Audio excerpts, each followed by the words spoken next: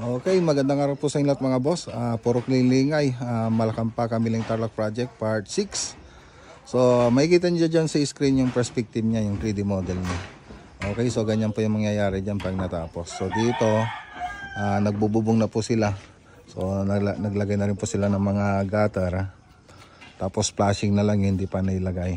Tapos dito, nag-okay na rin po sila para dun sa garahe.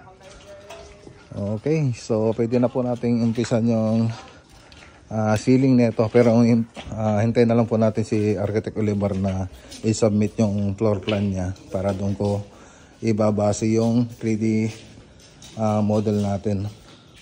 So dito kasi nag-meeting kami para dito sa floor plan dito sa kusina. So yun na lang hinihintay natin. Tapos pag nabigay na sa atin ni Architect Oliver, gagawa po tayo ng 3D animation para sa interior ng bahay. Okay, so dito naman sa master bedroom, okay na.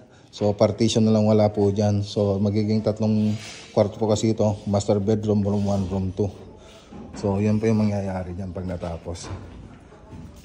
Okay, siyempre huwag nyo kalimutan na i-follow itong page natin. So i-update ko po kayo sa susunod na video natin dito mga boss. Okay, magandang araw po sa inyo lahat at God bless.